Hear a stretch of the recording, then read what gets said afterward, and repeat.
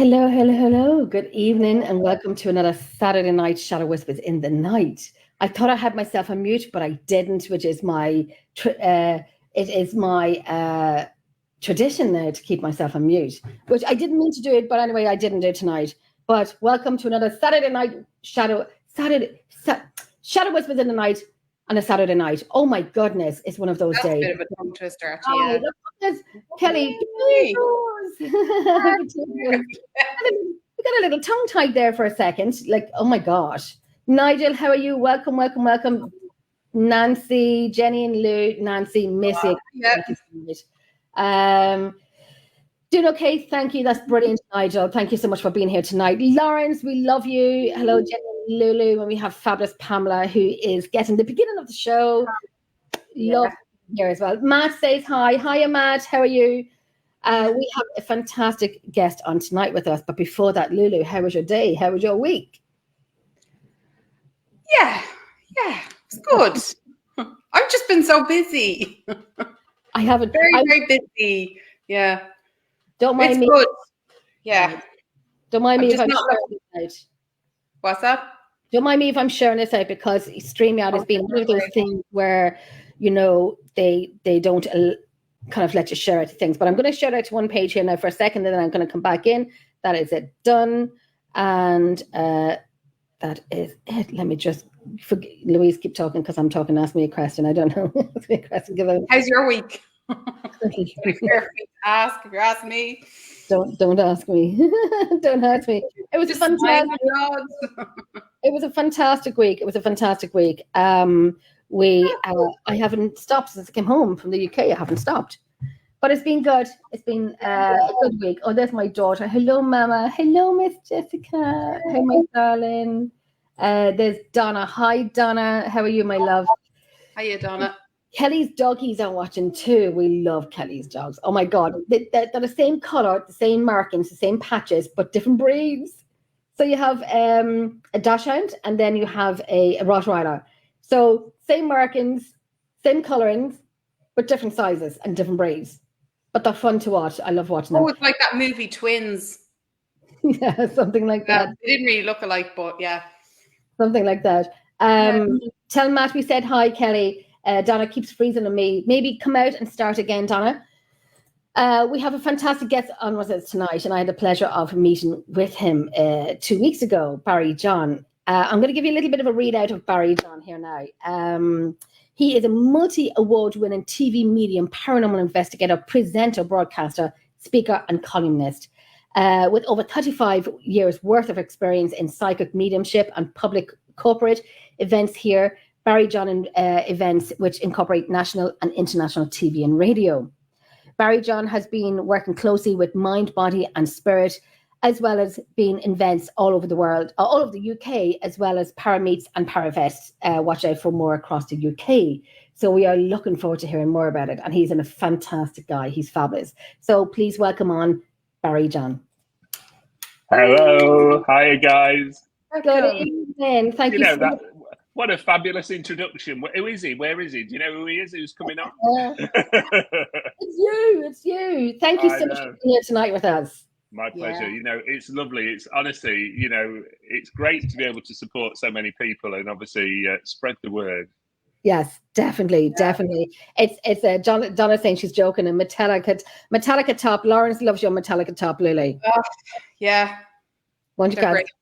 Donna, at some point, yes, we will definitely want your cards, because let me tell you, Donna has read me a few times, and it got to a point where I wanted to put my tinfoil hat on me. She is quite on the ball. She really is, and I would suggest anyone who wants a reading, definitely Donna, because she's absolutely fantastic. She is from Boston, and I love her accent, and she's very funky. She's very funky. And here we go now with Kelly. Barry, big love to you. Oh, do you know what? Kelly and Matt are the loveliest couple you could ever wish to meet, aren't they? And everybody else is obviously at Parameet, but do you know, I love things like that. I'm a proper emotional, sentimental old fool, I'm afraid. That's good. That's all right. They are fabulous together. And I swear, when I walked out of the toilets on the Friday when I got there, and I sat from the toilets and I walked out, and I seen Kelly walking towards me, and I was like, Kelly? because I remember You recognize her? Yeah, and it took me a minute because we were traveling. We were tired. We were traveling for like 30 hours, no sleep, no nothing like that. From the east to the west of Ireland, from the west back to the east and back to Dublin and the airport, I was zonked out, tired. And I think Kelly, I was like, because I know Kelly was supposed to come over a few years ago and you know, passports and whatnot and so on and so on. And then we seen each other, and then I met Matt, and they were at the table beside myself and Neil, and it was absolutely fantastic to see Kelly and Matt. It was brilliant. Here it comes Lois, my lovely Barry John. I just love him too. He's amazing. He is. And there's Willow. That's Lou. Oh, that's my Irish demon. My Irish demon. I love you too, my wee Scottish demon. I love you too. And Lawrence, hi Barry. So tonight now we have a fantastic show. We have a fantastic guest with us. And like I said before, I had the pleasure of meeting Barry a few weeks ago. And it was lovely. And I met your lovely partner, Andy. And I love his accent. I love it. He's from Hull. Where's he from? Hull. Hull. Yeah. Hull. Hull. And then I remember when I first met you on the Friday, Barry, and we're at the reception in the hotel. And I looked with the creak of my neck looking up at you. You're like You're like 7 foot. I'm 6'5". Yeah, I'm 6'5" tall. Wow. So people don't realise that when they meet me. They think I'm probably a little bit of a short character, and I'm certainly not. No, he's not. Trust and believe he's not. And I was hugging his chest. Because you were so tall. Yeah, you're probably like 5'4", would you? 5'5" or something. I'm 5'5". Oh wow. Oh, there's Anthony Sabellos. Anthony, how are you? It's been a while, my darling. It's been a while. Thank you so much, Willow. Thank you so much, my love. This is Lois. Barry John looks so radiant now. You look amazing as always from your cream. That would be Lois. I know her too well. I know Lois really well. Bless her. Oh, thank you so much. Thank you so much. Oh, thanks. Okay. Hiya, Kate. Thank you so much for being here. Okay. Messages coming in. So, Barry, questions now for you, Barry. Questions. Now you're on the spotlight. Go on then, go for it. My first question to you is, because you're a psychic medium, how did you know this from when you had started out, if that makes sense? God, this is a really long story now. We haven't got all night. I'm really lucky. I mean, I come from a very strong Irish-Scottish background on my mother's side. And that's really where our links come from, especially in terms of the mediumship side, you know, the psychic side. And they were very devout Catholics, as you can imagine. And they used to sit with the priest in circles, you know, and doing seances with the priest, which is phenomenal, really, you know. And I always remember my mum telling me stories when I was growing up. I was sitting around the dining table and they were all trying to contact relatives that had passed away while the children sat around and played on the floor, you know. So we were never brought up to be afraid of it. It was always something that was part of natural life, I suppose, in a strange way. But I started getting weird experiences from being a very young child. Now, I remember I used to see a lot of sort of what I can only describe visions outside the window of figures moving backwards and forwards. Sometimes I could make them out, sometimes I couldn't. But it didn't make sense to me until I started getting more mature, I suppose, in a strange way. Very lucky, you know, my grandma she came to visit me when she crossed over very strangely, and I moved my clothes off the bed so she could sit and talk to me and have a natter with me. And again, you know, it's just been one of them things that I've never been afraid of. And I remember, you know, our family home as being a child where the telephone was always in the hallway. Everybody had a phone in the hallway. We used to sit on the bottom step, chatting away on the phone. And I remember one specific time, I felt a hand literally come up behind me, and it was almost as though somebody had like done that on my shoulders. And when I turned around, nobody was there, and that was the first sort of time it spooked me in a way. But yeah, no, I've always been into it. It's something I've always known. I've always known there's something else out there, whatever you wish to call that, whether you wish to call it an afterlife, a ghostly life, whatever. And then somebody asked me the other day, actually, when did I start doing readings? And I was about 12, 13 years of age. And I used to do it for fun with people. Just used to read them cards or give them a reading, never thought anything of it. And people used to go, how do you know that? And I used to go, well, I don't know.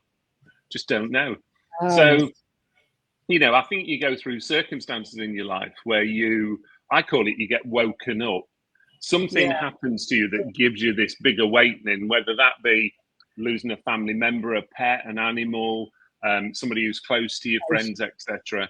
And it just came out of the blue, you know, one day where I just thought, I've got to do this. Something's telling me I've got to do it. And gosh, I mean, the last 25, 30 years for me, probably more than that, have all been traveling around the world, traveling around England, doing ghost hunts, you name it. And have I loved it? I have loved every minute of it. And we were just talking before we come on here, weren't we, Jenny, about, you know, like the parameets, you know, and the parameets for me now, it's not just going there to talk to people. It's a family that you've built up. You know, you get to know people, and we all text each other in the background or message each other in the background, which is lovely. It's so lovely. And it really is. And like being for the first time at the Parameet 2 weeks ago, I have to say, there's a lot of parameets that conventions that need to have.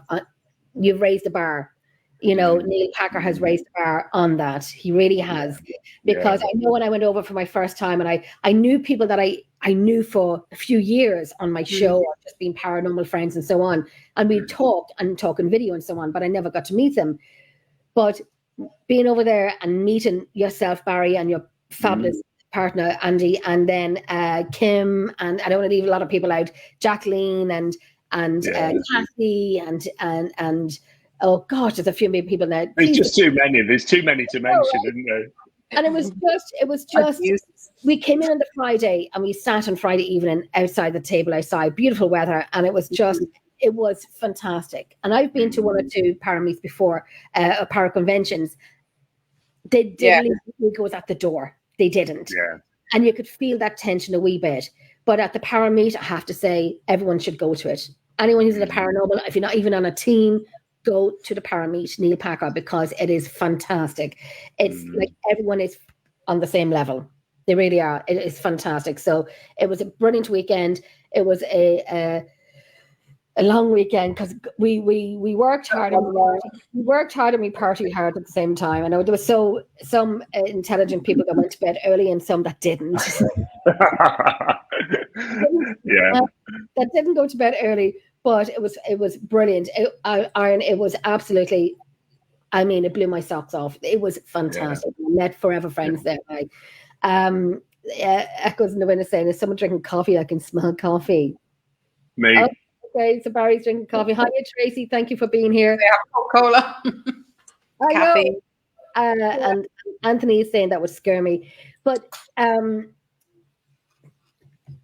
what was and I don't know if you remember this or not, what was the first thing that ever came to your mind that made you say something to someone? And did you ever say to someone, I need to say this to you?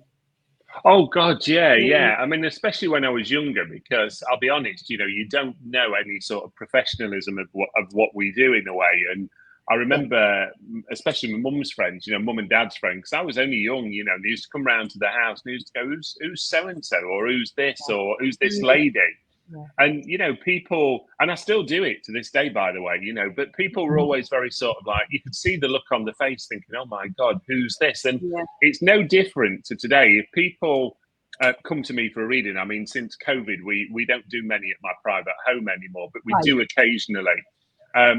And people come and they come to the door and I go, oh, you brought your mum with you? And they'll go, how do you know that? And I go, well, she's just followed you through the door. You know, and it's really bizarre because I've always had that ability of just picking it up. And don't get me wrong, there's certain times if I was sat, let's say, in a restaurant or a pub, and I think, oh my God, I need to talk to that person over there. But you just can't. You just know. It's the wrong time or the wrong place. No different to a supermarket. You wouldn't just walk up to somebody and suddenly go, oh, just let you know your dad's with you. Because you don't know people's feelings. You don't know what they're going through at the time, you know. But I think it's wonderful when people come to me for a private sitting and I know that they've gone away getting what they need to move on in life. And I always say this to people, any reading that you have should be about moving you on in life, and it should be positive, not negative. You know, I never want to leave somebody in a sad, negative situation. So I think being able to at a young age, being able to know that there was something there, and always told, by my mum, my parents, that yes, there's an afterlife. And as I say, I was quite lucky. My mum's mum, my grandma, she was very much into a clairvoyant side of things. And it's been lovely that people in life haven't just been clients of mine; they've actually become very good friends as well, and people who will come to me, regular occasions for a reading or whichever. But I'm a big believer. You should never live your life by a medium, and never live your life by mediumship readings. Right. Yeah. I do believe that too. I do believe that. And I know when some people have gone to a mediumship and so on, and they said, "Oh, they've told me about my future," and I said, "Shit, that's going to work in your brain to say, well, I'm expecting this, and it's not happening." And I said, "No, I want you to tell me about my past." I remember very quickly going to a medium in Drogheda, where I live here in Ireland, and everyone was, going crazy about these two women, the two sisters, and I'm like, "Okay, I'll give it a try," even though I was on a team at the time, not my team, but on the team. And I said, "Okay, I'll try them." I tried them, and she would never let you record. She'd write it all down, and her writing is like a doctor's writing. Like, you gotta have a good memory because you're not going to remember everything she bloody said. Bloody atrocious. So anyway, she read me, and I was like, "Oh, you." And I'm very kind of stern. Make no reaction. Don't nod yes. Try not nod yes. Kind of like put yourself in hand. Don't react to her answers or to her questions and so on. And she'd written everything down for me, and everything was fantastic and spot on. And then when I got home and I read through the papers that she had written for me when she was reading me, and she'd written the name down as well, a few names down, but the one last name I didn't see.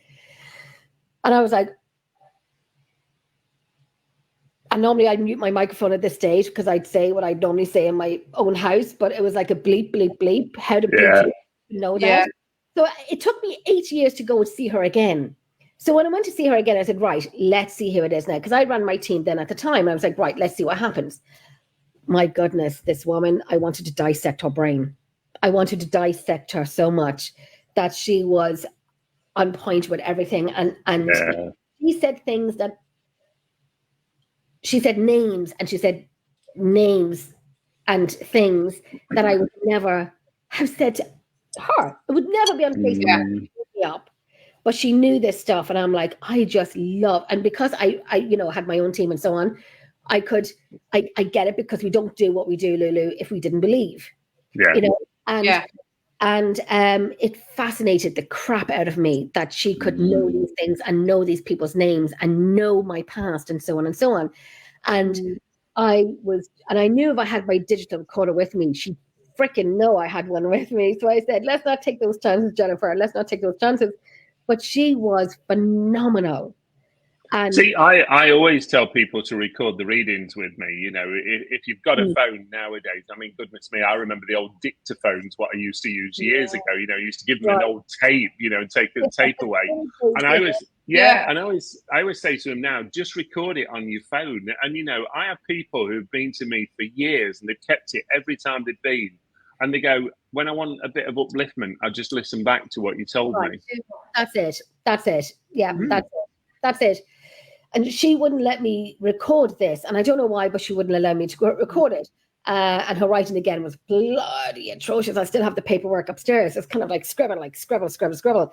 But what she had said, I don't know how. And I would love to know why. And of course, we're in this field of paranormal, and we wouldn't be in it otherwise. But I always say, the longer you're in this field, the more you open yourself up. Like, it got to a point now for me, and Louise knows this as well, but I get names. I get names said to me. And I remember we were doing a live one night, Louise, for a ghost investigation we were doing, a paranormal investigation we were doing live. And we were all in the same room, and Louise was doing the SS method. And I said, me being me, and I always say to Louise, if you have something, you see something, you hear something, say it. And we know this, say it. No matter if it's stupid or not, say it. Yeah. And I was saying that night, I said, I'm getting a name. I don't know why, but I'm getting a name. And then I said, I'm getting the name Maureen. I have no idea why Maureen. And the guy who ran the museum at the time, because we were doing the museum about 6-7 years, he said, look where you're standing beside. because he smiled at me. I'm like, do you know Maureen? He goes, look at the cabinet you're standing beside. I'm like, yeah, this is Jim Garry's cabinet. You know, he goes, his second wife's name was Maureen. So it's the names that I'm getting, a lot of names. I remember sitting there one night, is there a Patricia here? Is there a Sharon? I'm getting But that night in particular, that was a fantastic night. Like I even put up one of the Estes that we got later on. That was so on the ball. Like even the door, they were telling me close the door, and Jenny thought it was me telling her to close the door, but it was I had blindfolds on. I didn't know the door was open. The lads they'd messed with the phone downstairs that we had recording, and that was fantastic. It was like sometimes I just think it's like an energy, I think, as well, and like how we're going to pick up on what we pick up on. But it is. It's great. I think it's a really good thing to talk about, because I always say to people when I teach or when I'm working with mediumship, I always think for the program catchphrase, and I always go, say what you see, because honestly, you know, there are so many people who I watch when I'm training them, when I'm working with them.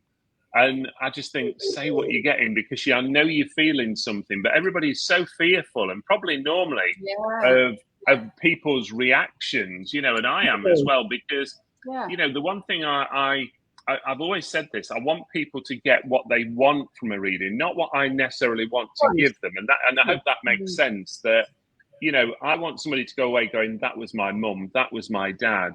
And I always remember a show that I did, gosh, probably about 7 or 8 years ago now. It was a little pub not too far away from where I live. And I'd read this lady, and she was quite a mature lady, you know, she was, you could tell that with her age. And I was reading her and never thought anything of it. And, you know, at the end, she come up to me and just grabbed me and burst into tears. And I said, are you okay? And she says, I've waited 35 years for my dad to come through. Wow. And you're the first person that's brought him through. And that, to me, was like, it made me gulp. It just made me go, I've done my job now. Well, that's it. And you can help heal people as well. You can help them, which is really, you know, very quickly going back to that story with that lady. She had brought truth to my believing of these people who had passed over. She brought truth to it. And I wasn't crazy, and I didn't think this one person was a bloody bad person and the other two people were good. She brought belief, a truth to it. And do you think now, Barry, that people who are in this field, that they could open themselves up more? For people who are in the field for a long time, I'm in it about 17 years, and probably giving my age away, but it's 17 years. Do you think that they will, they can open up a little bit more? Totally. Absolutely. You know, the more that you do this, you know, I always say to people, you get addicted to it. You get this addiction to it, because you want to do whatever you're starting. If you start in the paranormal, you want to do another ghost hunt. You want to do another ghost hunt. You want to experience something. But the difficulty is with people, when they go through these stages, they forget what they were first getting. And you've seen this on Paranormal Investigations, where when you first start out, you know, an EMF meter going off, you'd all be so excited, and it was like, oh my God, it's gone off. But then when you've done 100 shows or 100 events, it's actually a bit boring then, because you want something more.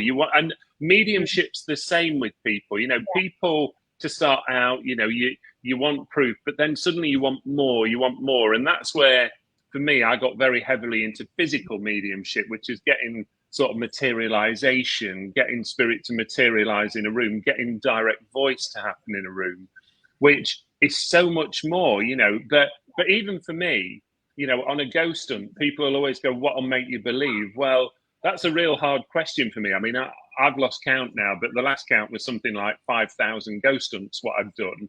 And you know, the thing is, you want more and more and more. And, you know, I think you sometimes have to take a step back. But I do agree with you, Jenny, and that people, once you get into this, you automatically start opening up, and you start being a bit more, if I call it, sensitive to it as well. You'll try different things. 100%. 100%. I remember being in that same location, Lulu, in the Drogheda Museum, Millmount, and I had my daughter. She was 16 at the time, or 17 at the time, and myself and my friend were doing up decorations for Halloween and so on, and it's our place of location. And my daughter was sitting in one room, and I said, right, Jay, we're going now, we're leaving. And then she came out and she looked at me, she goes, Mom, did you hear a woman? Did you hear that? And I said, did you hear it? And she goes, yes, I did. And I high-fived her to say, yes, my darling. Welcome to Mommy's world, Yeah. It's fantastic. I think there's something about what we all do in a general basis. We all want to believe, and irrelevant whether you believe in the afterlife or not, you all want to believe that there's something else. And I always say to people, in a time of need, who do you ask for help? And we've all done it. Somebody might talk to God upstairs, somebody might talk to mum upstairs, dad upstairs, whoever. Yeah. And we all have somebody, don't we, where we go, you know what, if you're up there, can you just make things better for us? Can you change things for us? And, right. I always watch this with people's reactions, because they go, I don't believe in the afterlife. And I go, so who do you talk to then when you want some guidance or something? And it is weird. And I think people are naturally afraid of it, because, the problem is you end up with, look, what do we call it? Do we call it dark and light? Do we call it good and bad? Do we call it, evil? What do we call it? And people are so fearful of what they see on television a lot of the time, which for me corrupts what we're trying to do in some cases, because, and I'm always honest, in 35 odd years, as far as I know, I haven't got a demon following me around the building or anything, or coming home with me. And to be honest, I don't want them at home with me. And it's no different if I do a show, a theatre for people. I don't want everybody's loved one coming back to my house, because they don't mean anything to me. Do you know what? I've got enough people here myself. Never mind your loved ones coming. Right. That's it. Yeah. But you've got to go into it with an open mind. And I think what's lovely is you see people naturally developing in their mediumistic abilities, whatever you wish to call it, mediumistically, psychically, ghost hunting abilities. And the more you do it, the more you get addicted to it, the more you want to do with it. And what's important, and I've always said this, whether it be a medium, whether it be a ghost hunting event, you need somebody to almost follow through information and do an element of either research or historical research. I love it when people come back to me and go, do you know what, I've spoke to my mum, and that name of Bob I found, or that name of Mary I found. And that for me shows that what I'm getting, I know is right. Because I always say to people when I do a reading, I won't take anything back. If I'm giving it you, there is a reason that you're getting this information. And it's phenomenal. I'll tell you a quick story now, and I'm terrible at telling stories, but this lady come to me for a reading once, and I kept saying to her, there's a man here, and he's saying his name's Stephen. His name's Stephen. No, don't know who he is. No, I've not lost anybody called Stephen. And I remember did the reading, she went away. Literally 2 minutes later, she knocked on the door, and I opened the door. I said, oh, are you okay? She says, Stephen's my granddad. What? Oh. And it was... and that to me, it's that moment, isn't it? We're so used to calling them grandma, granddad, mum, dad, and I know what it's like when you're sat in an audience or in front of somebody and somebody's throwing all this information at you and you're trying to digest it so quick. And like you said, Jenny, writing it down, recording it. And it isn't easy. It really isn't. You can't remember everything in a split second. And unfortunately for me, when I work with mediumship, I'm a bit like a machine gun going off. That's the way I like to think of it. The amount of information I give, because people come to me and go, well, can we book an hour's slot? And I go, are you sure you want an hour with me? Because trust me, in half an hour, you'll just get a lot of information. You don't need an hour. Yeah. That's it. It's phenomenal. The way, and I know everybody has this gift, but people are very close to it. And like we were saying, I know there was this particular lady, and there was one person on my team before, and this lady, her mother-in-law, was very Christian and very holy and works in the church and so on, but never believed in the paranormal. And I'm like, let me crack my knuckles here and there. Let me have a wee conversation with her. And I said, she's going to the spirit in the sky in the name of the Father, Son, Holy Spirit, or the Holy Ghost. And I'm like, so who are you talking to? And I said, give her an hour with me. And I said, I would give her so much audio. Socks off. And like those who believe in it, those who don't want to believe in it, and that's understandable. But where are you going to go? Like, it's kind of a thing with me all the time, and I know I do a show with another person and he hates me, and I don't talk about religion much. As he probably would say, Jenny, you're a liar. But it's my question is that they believe in something else, but they don't believe in spirits, and it kind of boggles my mind a little bit. That is a really that's something I love talking about, because it goes back to what we were saying earlier, doesn't it? In a time of need, we all talk to somebody, whoever you depict that to be, your higher self, a higher being, whatever. We all go somewhere. And this is what frustrates me sometimes with religion, because certain religions will go, oh, no, you can't believe in the afterlife. But you pray to the afterlife. So that's the same thing to me. Just because somebody prays to Allah or Muhammad or God or Jesus, but I talk to the spirit world because the spirit world respond for me. So I don't see what the difference is, if that makes sense. Yeah, it's a matter of interpretation. It really is. That's my I'm not going to say my beef. It is my annoyance with people who hate what we do, don't believe in what we do, but talk religion. And that's when, and I know, God bless, and I won't say his name. I do a show with sometimes he goes, Jenny, please don't mention religion. Please don't mention religion. And I'm like, I'm going to have to. And I always say, if people have a problem with it, mail me at www.don'tcare.com. And I always say, this is my belief, my opinion, not put into minds. It's my belief, my opinion. It's kind of, we're damned if we do and we're damned if we don't. And it's not an anti-religion thing ever whatsoever. It's kind of know what we do, what we've gotten, the evidence that we've gotten, and I'm very passionate about it. Like Louise, the same way, very passionate about it. And you as well, very passionate about it. I know, Iron, because I know you've heard me talking many times about this subject before, which I am not saying it tonight, but you know yourself, Iron, you've heard me talking about it before. I think you know who I was hosting a show at that one point. But anyhow, so that. But it's funny, isn't it? Because I think people are fearful of the unknown, and they want to diss what we do because they don't want to find proof. But I've always been a big believer that the problem is we need to portray ourselves as professional people so that we're taken professionally. And I think that's the issue, is that going back, there was so many groups. Anybody could set up a paranormal group, anybody could be a medium, anybody could be a psychic.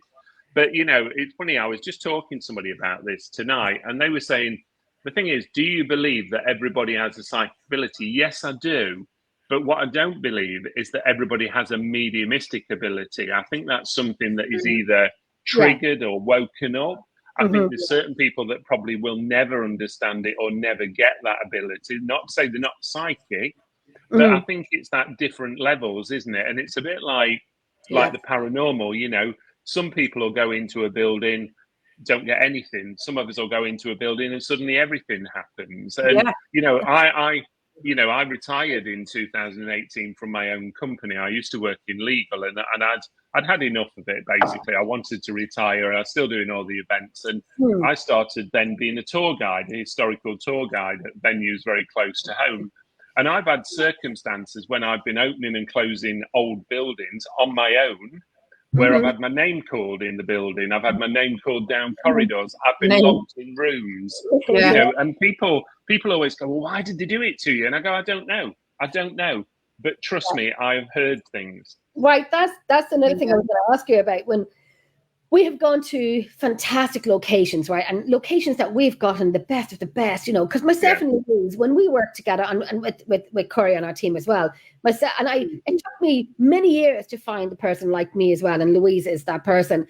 And she's as hardcore as I am with the paranormal for research, for after and analyzing over our work. And she's as fine to comb as I am. And it took me many to go through my team, and I told her, "No, you were forever bound to me, Louise. If I ever give up Emerald Isle, I'm handing it over to you." Okay. And then we've gone to amazing locations, and we're very thorough, and we're very professional, and we have a bit of fun, but seriousness as well. Yeah. And some people would say to us, you're going to this location, we get nothing from it. So do you think it could be the people that's gone in with a negative, like we never get anything here, and the people that go in differently with an open mind saying, there is something here, we just have to work with them? Absolutely. But I also think that it's healthy when you go into a venue and don't get anything, which I've had before, and then I've gone into it the following week and suddenly it's all kicked off in one go. And I think that tells you something. You know, we talk about spirit having free will, and remember, irrelevant what we call them, whether we call them ghosts, whether we call it, I don't know, paranormal, it's still spirit that we're trying to communicate with and give some element of proof. Now, what that shows me is that spirit have a choice. They have free will. They can either be there or they can't be there. They might be busy at that moment in time. I don't know. They might be in another venue or something at that moment in time. But you know, what I get disappointed of is when you see these venues and they start listing out all the ghosts, what they've got in these venues, so that every group that goes, you know, all three of us could go, and I don't know, we might have read it already on the site. And not that I'm particularly interested, because I find a lot of the historical information on sites is so inaccurate. But people will, groups will, they'll literally trail information off websites and go, oh yeah, we've got all those ghosts, they've all come through and talked tonight. Well, have they really, or is it your own imagination? And you know, I know venues, especially in the UK, that have suddenly created paranormal activity because it's very easy to generate money from it by renting your building out. And that's a real shame, because that's fooling all of us, not just us three, but everybody that believes in the paranormal. Well, that's it. That's it. And I do believe in my own self as well when I say, like, we never go into a location thinking we're going to get this. We're going to get it, because we know that myself and Lulu, we're very realistic. We're very real and we're very honest, and we will not make anything up. We're very, and if I will say, a lot of teams out there and they put up amazing footage, and we will not put anything up that we don't believe in. And if we don't, I know you are, Lulu. But your videos, and if we don't understand something, we will put it up and say, people, right, give us your opinions. You know, criticism is very much welcome. Make us better. Make us. We know what we're doing. We know. But we also need, if I can say the word structure, sometimes saying if this is working with you, let us know. We're not the team to say we'll shut you down and say, no, we believe in it. We're very much open to criticism and structure. We are like that. We are not. That was the whole point of me going in with this as well, is that, like, I grew up with seeing things, weird stuff happening and things like that. And no one believed me, you know, and, you know, if they're watching tonight, but some of the family, but they just never would believe me. So I always had that fire in me to kind of go, when I can, I will try my best, you know, because especially when, like, there was stuff that was happening that you might have needed assistance with someone. Like when I was in a car crash, you'd get a voice and they'd tell you what to do. Like I remember when I hit a deer, they said, just brake on straight into the deer. Sorry for everyone watching. But, like, it was really weird, but that actually kind of kicked in. I nearly drowned one time, and they told me what to do to get my sister off me. And they told me to drop down to the bottom and then push myself up. And then from then I started kind of noticing the voices and little bit things, you know, different things now and then. So sometimes, it just takes a little awakening just to kind of open up. Does. That's why I loved then getting into the paranormal. And I like to be strict because I take it really serious. And I want other people to believe and not I'm lying or joking or whatever, you know. And that's a really good point. And I think, jumping back, I can't remember, Jenny, whether it was you or Lou who said it, but that's where your public that attend your event, you want on the same level as you. What you don't want is people coming in just to mess about purely for the fact of going, we'll have a bit of fun. Well, no, we're not there to have fun. What we're there for is to provide something genuine. And what I liked, what you said, Lou, was about the research side of things. And I think that is so important, because I could ream out 1,000 names, but if they don't mean anything and they're not traceable, well, what's the point? You know, and you know, you've got to be able to go away and go, oh my God, we found that name of, I don't know, Sydney, you know, whatever, and he died in 1700, whatever. You know, you've got to have that provable information. Otherwise, what we're doing it for? And the thing is, what I want is every time another group goes in is to report what they've found. Because if you start finding that 10 groups are getting similar information, that says to me there's something provable about it. Whereas, you know, if you're just reaming off what's on somebody's website because apparently it's haunted, that's not paranormal. Right. Yeah. You got to do your own research. Yeah. And I remember going to a location for about 6-7 years, and someone said to me, Jenny, when you do lives, are your people your people who watch you not going to get bored with the same location that you go to? And I'm like, well, no, it's called research.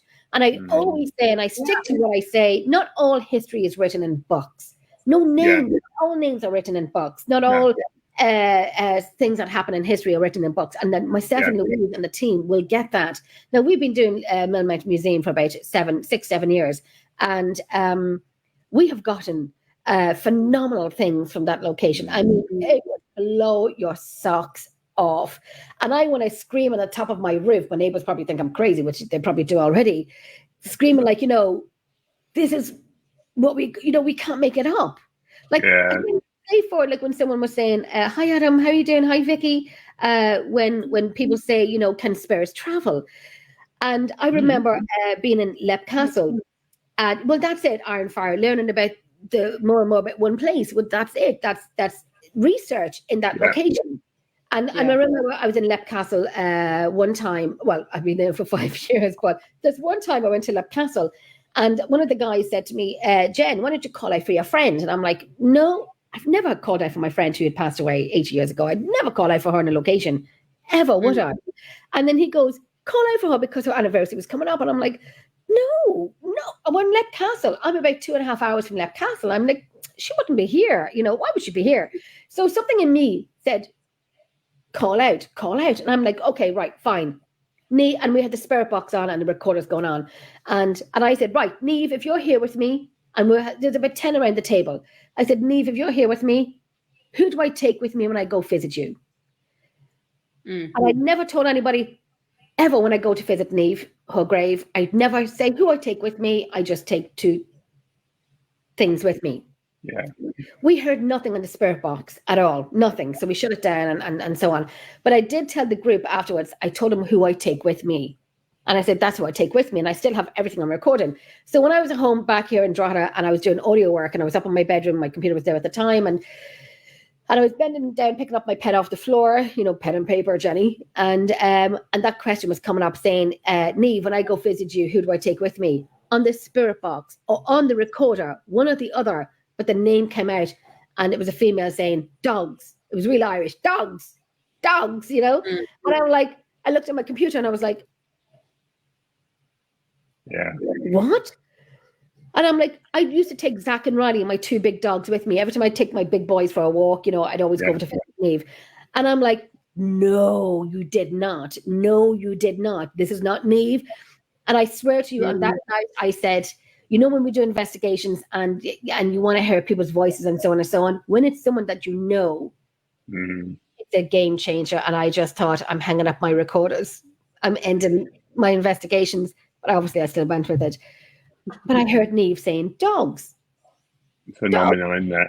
Phenomenal. And you see, I love it when people use MP3 recorders and things like that at events because, you might not hear it straight away. But, you know, you go back and start listening to it and start, you know, turning up the volume and you'll start hearing some unusual things. And, you know, I mean, over the years, all the paranormal that I've done, I've always said, I never want to know anything about the venue.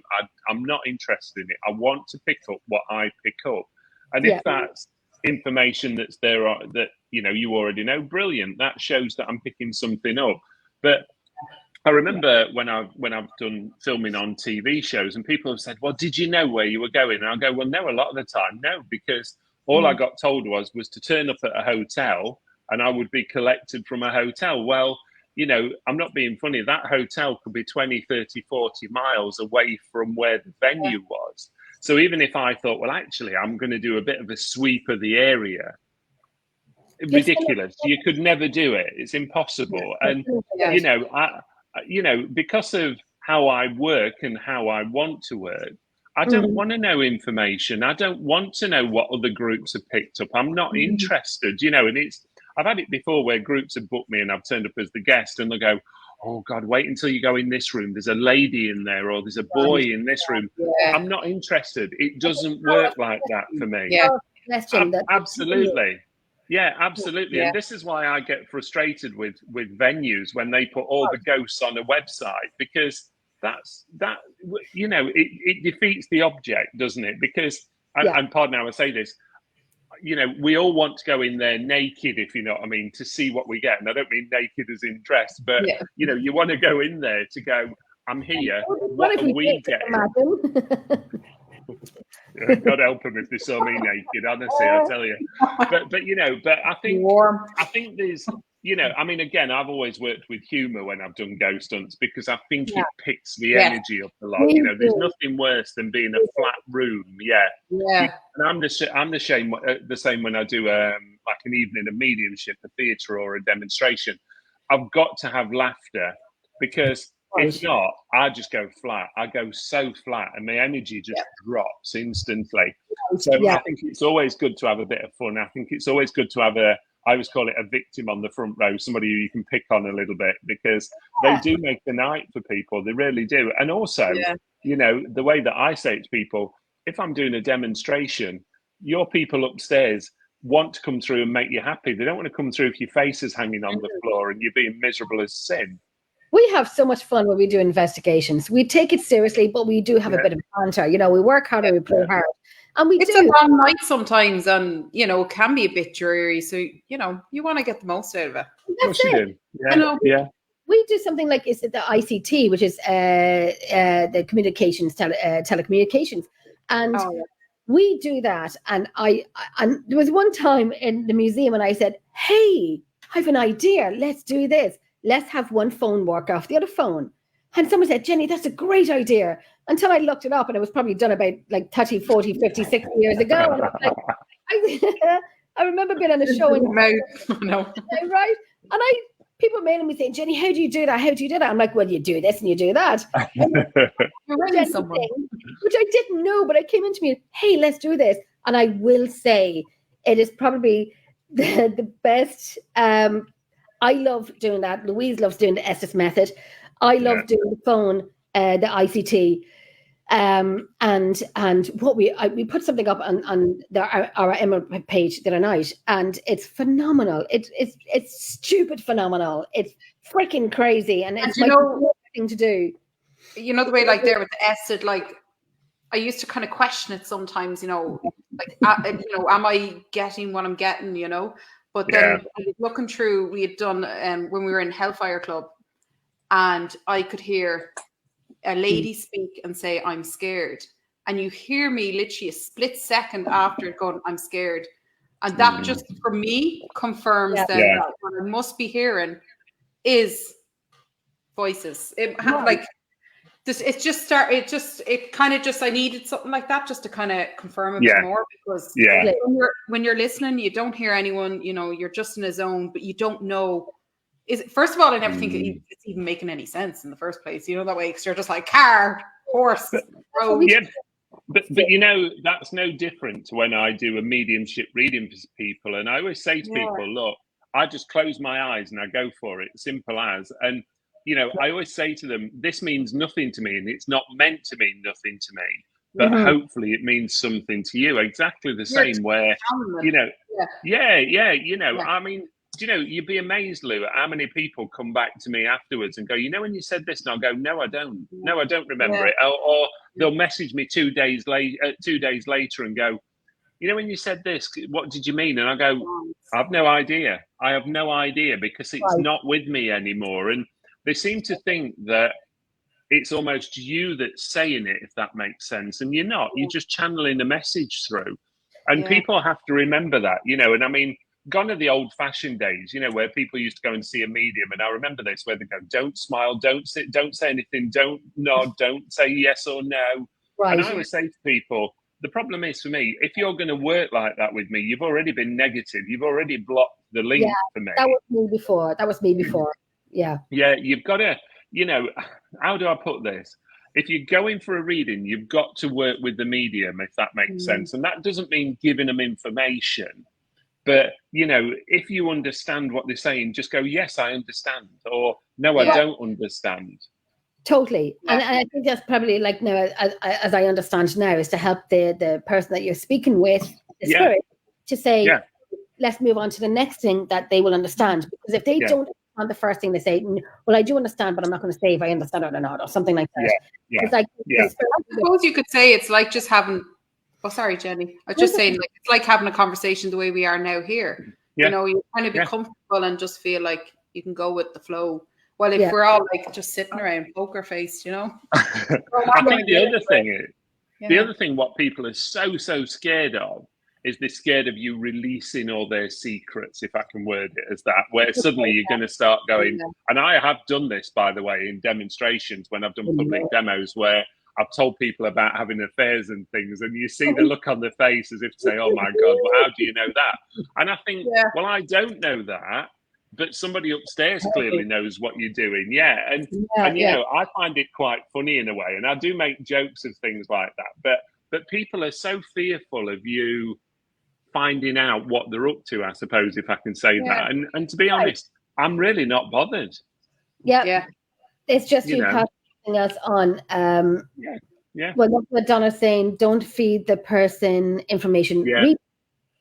I'm just going to go through a few comments here. Who says like Barry, I love going into a venue blind with no information. And I think sometimes it is very good to go into a location without information. It is really good. But I also think as well, a little bit of a background, just to give yourself a little bit, if that makes sense. I don't do it all the time, but I'm thinking like, I got to look this place up. But I think that's what helps, like working with, like you were saying, Lou, you do a lot of research. And I think that's brilliant because if I was going on an event with you, you would have information that you could go, yeah, that makes sense. That does. Yeah, I understand that. And that's what you need. You need, I don't want to call him a historian, but you need somebody who's got some checked information to go, actually, we know this happened at this time. We know this happened at this time, because there'll be certain things that people pick up where you lose track a little bit with it, if that makes sense. And I don't know whether you remember, Jenny, but in the Parameet at Hinckley, we had the room, didn't we? The haunted room where we all went into. In fact, I think your room was next door to it. There's so little. There's 2 doors to get into it, and there was a small little square box to open one door and another door. And I remember some people oh my gosh, the jokes that I had. That they were all going into this room, and I was kind of getting into my room, and I couldn't open it. And somebody opened up the door and she goes, "Are you okay?" And I'm like, "Yeah, I just want to get into my room." And my key didn't work, so they said, "Let me use my key," and they used their key, and I'm like, it opened. My door opened with their key, which wasn't the key to my door. And I'm like, okay. But as a paranormal investigators, they were very quiet, as how you should be sometimes. They were very quiet. We ended up being dragged in there by some of the haunted happenings guys, and we had a great session in the room. Pardon how I say that. That sounds really quite rude. But we had a great session. Why weren't we invited? But what I love is, I knew nothing about that place, and apparently there was very little information that anybody could find out about the building where we were. I looked it up and I couldn't find anything. And there must be, because obviously the building must go back to a point, or part of it must.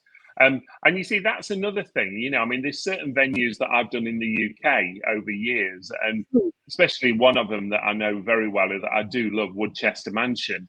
And people forget that only part of Woodchester was an original property. The rest of it was never finished and never sort of officially lived in.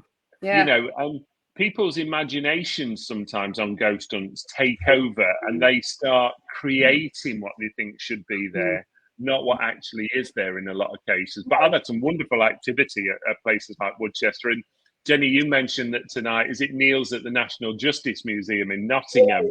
He is, yes. Which is one of my babies, that is. I used to run all their events many years ago.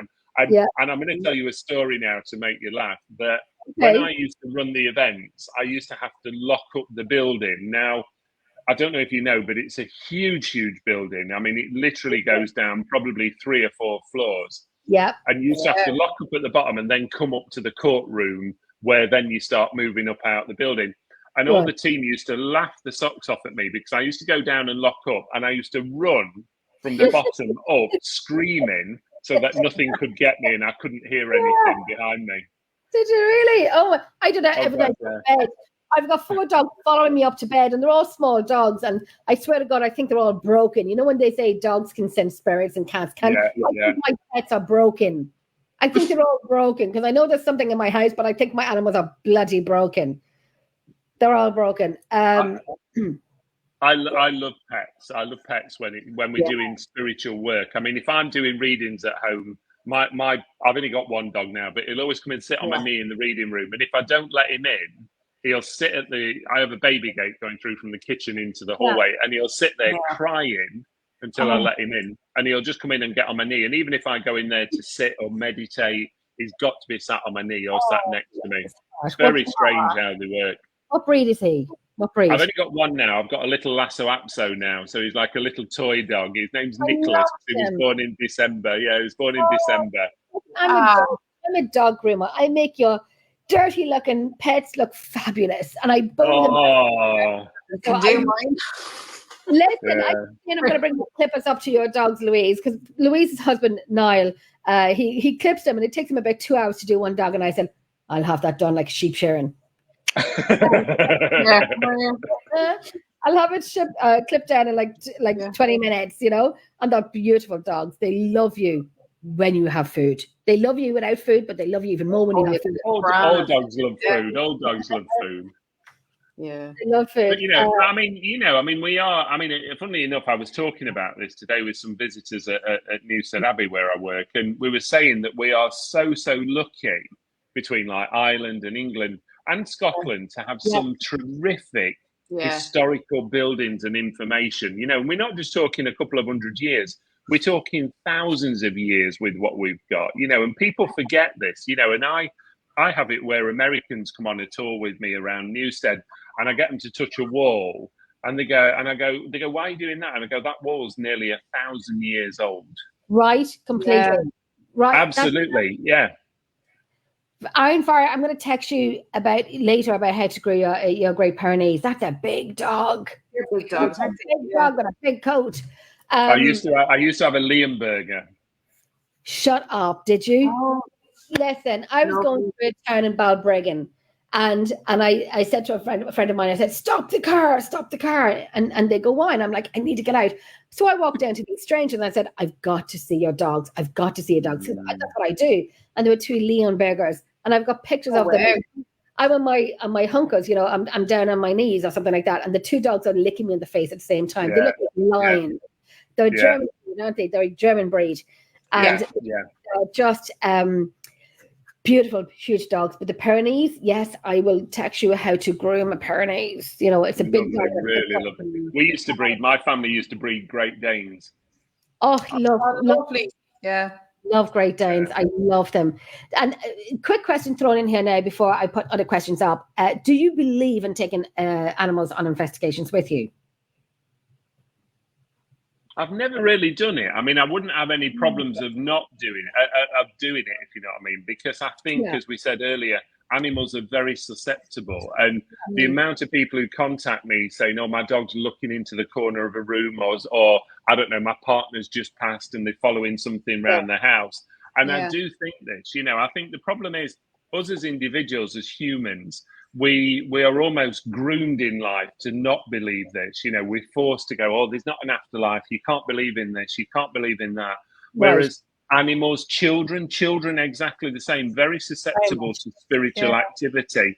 And, you know, I have some stories of people who become friends whose children, when they were not babies, but like, you know, growing up, a couple of years old, who could describe parents and grandparents that they'd never even met in the spirit world.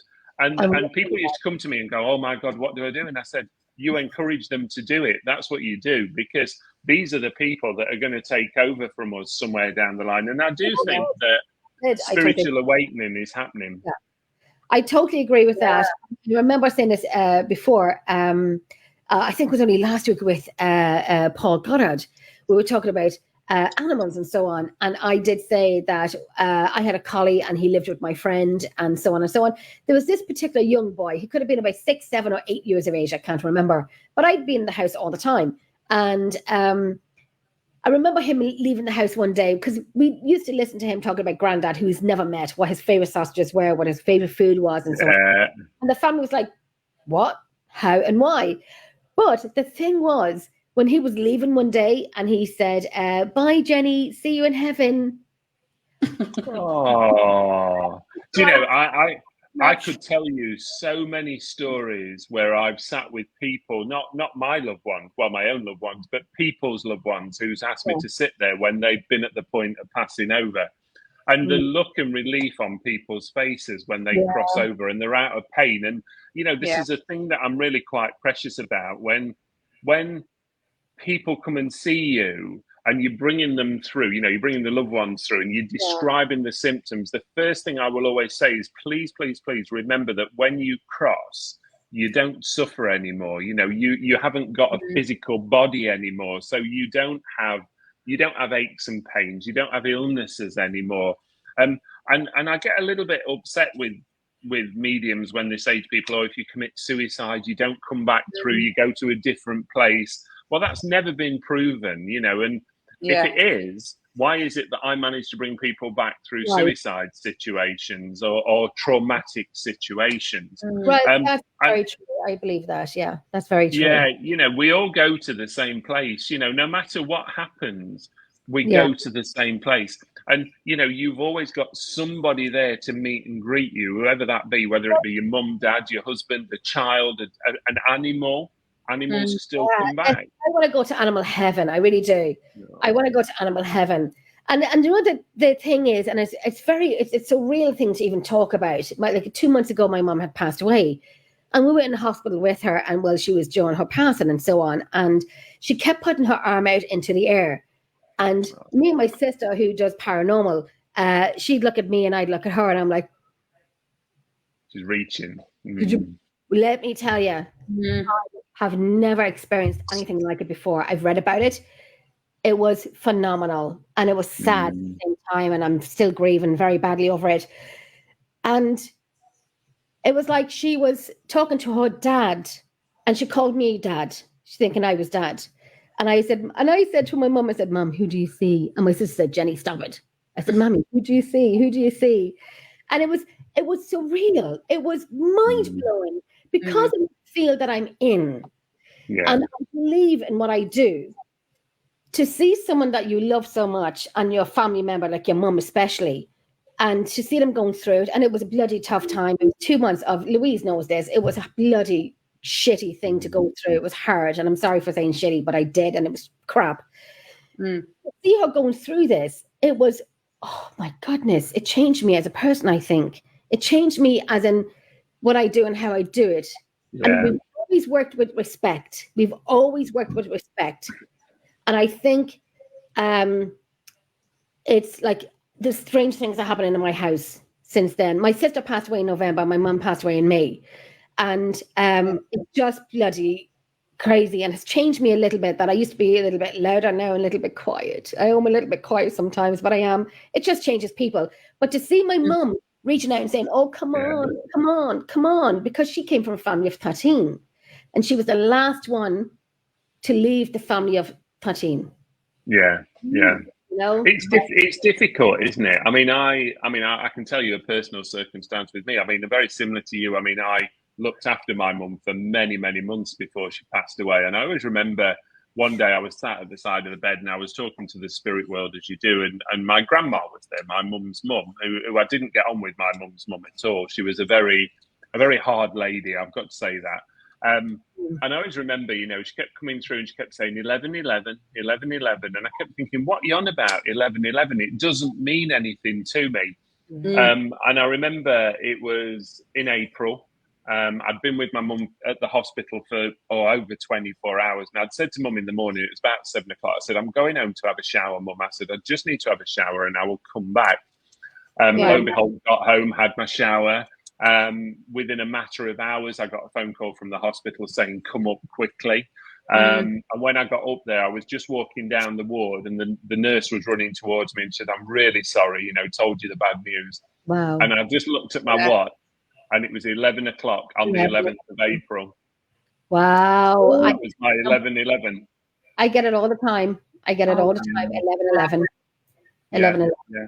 Yeah. Not Too Haunted. Hello, everyone. My son and I are paranormal investigators. So you love and you say it's hi. Hi. Thank you so much. Thank you for being here.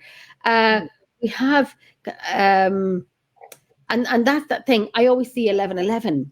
I always see 11/11. And someone said to me, said, Jenny, acknowledge 11/11. Acknowledge it. Let them know that you can hear your spirit guides and so on. And I didn't know how to work with that. And at one time when I heard 11, I seen 11/11, and I seen it for 2 or 3 times that day. And I actually said out loud one time, I said, I hear you. I know you're here. And it was strange for me to say that. But I was saying, I see you. I know you're here. I see you're here. And thank you for being here. And thank you for being here when I need you. But I don't know what you want me to do. And I was going through a bloody hard time at the time.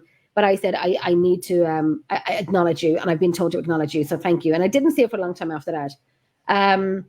There was one here from Anthony. We need to hear more from Lulu and any of her experiences. Oh, over to you. Lulu, we have Anthony looking for your experiences. Oh, God. Where do I start? Well, I kind of put them in a nutshell there, didn't I? Yeah. No, just... do you know what? It was great. All I'll say, Anthony, is that it's been great since I've joined a paranormal team, because I've actually feel more comfortable, if you get me, coming out and seeing things and things like that. I just say to Jenny, I know it sounds weird, but there's a woman down there, or I seen a man, he's wearing like a red top or whatever, and I feel more comfortable saying this stuff, while I used to always just keep it in and never say it. So, but there's a lot to the stories, Just remember catchphrase. Remember catchphrase. Huh? Remember catchphrase. That was my favorite show. Yeah. Say what you see. Say what you see. Yeah. Always say what you see. And sometimes it doesn't make sense, but then eventually it does. Say what you say. And I tell you, if anyone's doing a catchphrase with me, I know I'm going to win it, because I love catchphrase. I am so competitive. It's disgusting. It's Barry, you're mentioning about your mom. I kept feeling like I seen a woman behind you, and she was just holding your shoulder. Sorry, but I didn't want to say anything about this mom. Don't bother me. You can say what you like to me. Yeah. Louise sees this, and I know she sees it all the time. And I remember we were doing, a London tour of Jack the Ripper, and Louise was saying, like, Jenny, I seen a man down the street, and so on and so on. And I said, did you tell Russell? Like, and she goes, no, I didn't. I said, you better tell him. And Russell's like, you gotta tell me, when you see someone, because that's a common occurrence. The way I seen him and where I seen him and what he was doing. There's Kareen, but that's our heart. There's Kareen. Listen, I didn't get to see you and say goodbye to you before you left on the Sunday. We were bloody shattered. Yeah, we were shattered there. There was another question I was going to ask you. Yes, give us a little bit about Most Haunted. Well, I mean, it's really bizarre, really. I mean, it's funny, because I did Most Haunted in about 2007, and I did series 10, I think it was 2007. And we got approached, we'd done some work with them a few years before that, and we got approached out of the blue and said, will you come and do some filming with us? So, we said yes, of course. And we started out at Oxford Castle. That was the first one I ever did. And at that time, I was actually living in the Cotswolds. I got a pub in the Cotswolds where I lived with an ex-partner.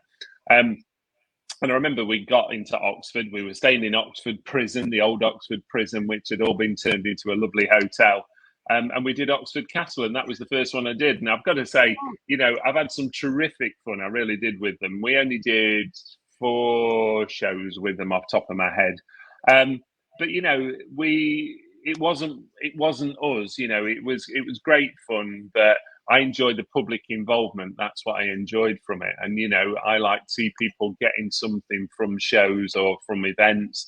But yeah, Oxford Castle, one of my favourites. Then we did Pembury Woods was another one that I remember. And it was all where basically the ships had been wrecked on the sea, and all the sailors had like been washed up on the shore.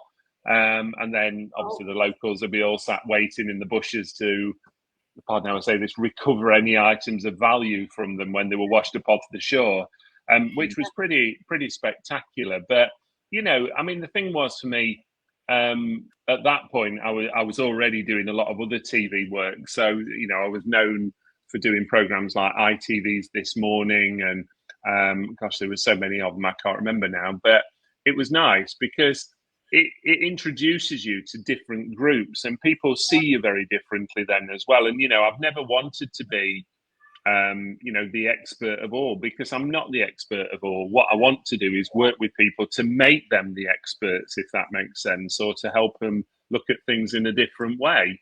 You know, and as I say, over the years, we've probably done in excess of about 5,000 ghost hunts now. I've lost track because, you know, it used to be like every Thursday, Friday, Saturday, and it was just a constant stream of ghost hunts. But, you know, working with a team, as any team on TV, I always say this to anybody, you know, and I was talking about this last night with some friends at dinner, where they were saying, you know, do you believe everything that happens on television? And I said, well, the thing is, what you have to think of is programs are made for entertainment purposes nowadays.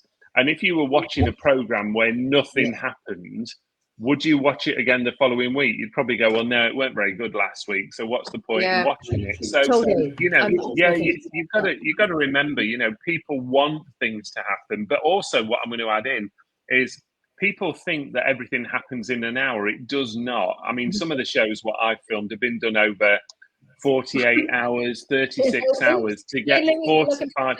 Like, you know, it doesn't all just happen. You know, it's same as you guys on a ghost hunt. You don't walk in a building and in the first half hour everything's happened. It doesn't. That'd be great, wouldn't it? Just think of that. We wouldn't have to stay up all night, would we? Wait for things to happen if it all happened in the first half hour. 2 or 3 days. 12 hours. The only time that actually did happen with us is when we were in Leap Castle, and we literally had only just got all the stuff into the place. And Louise is like, I'll grab out the camera now and I'll have a little, you know, get a few shots in, you know. And next thing I hear this in my ear, I turn around. I happen to still have the camera in my hand and actually on, because usually you never get these. And next thing, the doors start flipping and they close. And I was like, laughing over Corinne. Her mom is. I tell you, I keep telling Corinne. Sorry, Lulu. We have. Corinne has to write a book about her mom. I swear to you. Her mom is German, and the way Corinne goes, the remote control is not working on CTV. Trying to fix it, you know. But I'm sorry, Lulu. It's just you're okay. It's just she has to write a book. I said it to Corinne 2 or 3 years ago to go write a book about her mother. I swear to you, she's what age is she? She's 90 something, and I swear to God, oh my God, she put us to shame. I always say to people now. I mean, my mum passed in 2003. So what's that? 2003. So that's 21 years now. And I always say she's more of a pain to me now than she ever was when she was here, because she turns up at every event with me and she drives me mad. There you go. Corinne's mum's 96. What an age. 96, right? She's 96 and she's on the phone, and Corinne would put a post about, you know, the mother, my mum had text, and I listen, there's no other longer post I've ever read but Corinne's post about her mum, because you know it's a story and a half, right? And it's like real life, but it's very, hi Niall. The cat got in. But I swear to God, she's 96, and the way Corinne goes on, you know, her accent, it's funny. And I worked with Corinne in Ireland about 6 years ago, I think. Where was it? In Shane's Castle. German, Yes, German. They sure did. They definitely did. But I swear to God, it's very funny when Corinne comes, you know, puts up a post about her mum, and you go, right, cup of coffee. Yeah, it's your morning story. I think you should do it every morning, Corinne. So it's our coffee morning. You know, wake up and cheer up, because her mum is phenomenal. And you can see her mum walking ahead of her, and Corinne's walking behind her. She goes, like she's walking, and her mum's like running before, you know, and Don't mention C4.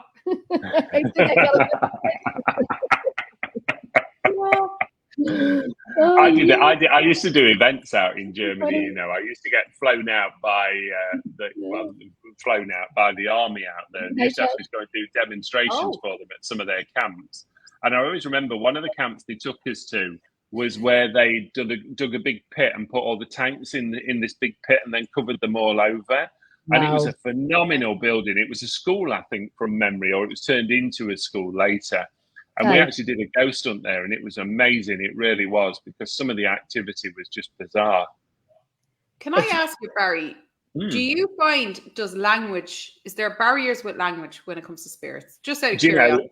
Do you know, it's funny, I was going to mention this, but I've done many demonstrations all around the world, as you can imagine. And I always remember, you know, people when I was in Germany, they used to go, well, how do you understand them? And I used to go, because they speak to me in my native language, because if they didn't, I wouldn't understand them. I mean, I speak very little German, as you can imagine.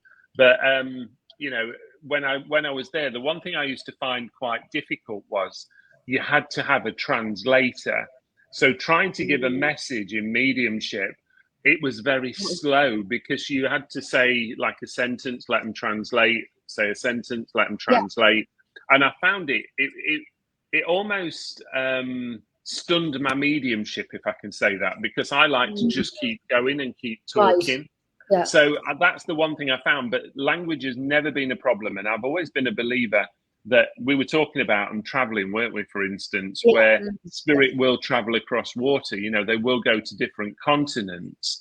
And I've seen this when I used to work across like Europe, especially sort of Spain, Canaries, etc., where you bring, you know, people might be there on holiday and you're bringing mum from England over, you know, or bringing her through. And that just shows you that spirit are either able to travel or actually they have nothing to travel. I don't know how to say that one, but clearly they want to pass on a message, which is phenomenal. And do you think like attachments? Sorry, Lou. Do you think people could be attached to it, like attachments? So like that in the museum, we would have had, there's like old English uniforms that are there, you know, wasn't there phones as well? There was a phone that was heard. Yeah. I mean, you've got to remember, I mean, this is an element of what we call psychometry, really, where objects still hold people's energy. So like your T-shirt, Lou, in 20 years' time, your T-shirt will still hold your energy, if that makes sense. You know, you know, and you know, I mean, I think it's wonderful. I mean, I love working with jewelry with people. You know, somebody gives me a ring to hold, and especially if it's got a bit of a trick to it, maybe it belonged to a mother or a grandmother, and then it's been passed down. Because I do think that things hold energy, you know, and whether that be clothing, objects, personal items. And I think it's really, really significant to us as well, because like you say, in a museum, for instance, you've probably got things that have, you know, been left behind over quite a long period of time. So yeah, definitely, I think energy holds itself, no different to a building, really. Yeah, you know, sometimes sorry, no. You could. I mean, you could say when we go into a building to do an event, a ghost event, is it spirit that are there, or is it spirit that are visiting? You know, coming in to visit, for instance. Yeah, because sometimes we've noticed as well, like you might get voices that sound like French. You'll hear French come through, or German. You know, and it's always like, who are these? You know, that way. That's where I was always wondering, can they understand me then if I'm speaking out then? Yeah, I think they will always speak in your native language, or they'll understand you in your native language. And I think the other thing that you have to remember, and I find this a lot, and I think we all find it a lot, depending what era you're trying to communicate with, there was an element of people being illiterate, you know, couldn't spell, couldn't write. And, you know, I get a bit, you know, when people are doing the Ouija boards, for instance, and they're going, spell out your name, spell out your name. Well, maybe they didn't know what the name was. Maybe they didn't know how to spell the name. And, you know, we found this even in our own sort of family history, where we've traced our family history, where we have the same surname, but it's spelt so many different ways because the families couldn't spell. Yeah. and I think we always have to take that into account, that there's this element of time period where things have changed, and maybe you might get Old English coming through, maybe you might get an element of Latin coming through, I don't know, but you've just got to appreciate that times are different now. But I think wherever spirit can communicate, they'll communicate in your native language normally. Yeah. Oh, Jenny, oh, she's back. You're back, Jenny. Is it? My microphone keeps coming on and off and on and off. My dog's jumping off the chair, and I've got 4 dogs that need to go for the bathroom. So it's kind of like we don't have any surprises on my floor, And if you see my dog's floor, it's like they've done something. There's a good question here from Nancy now. Sorry. What do the spirits say about people trying to record them, etc.? I mean, if it was in the afterlife, I'd be like, can you ask me a serious question? Because I've been telling you my name for like an hour and you're not hearing me, just saying. Yeah. And I do agree with that, because that's no different to mediumship. People will come in and you'll describe somebody's mother, and then they'll go, well, if you don't tell me your name, I can't accept it. Well, maybe she doesn't want to tell me your name. Maybe she's giving you the information that's enough. And I think that's exactly the same about what we're talking about there when you're trying to record them. And I think it is important where we are sensible when we're asking things. There's no need to scream and shout. There's no need to swear. There's no need to curse. These are, if that was me in the spirit world and you were, pardon the expression, you were swearing at me, I'd probably go, do you know what? I can't be doing with this. I'd say more than that. I'd say bleep, bleep, bleep, and I might.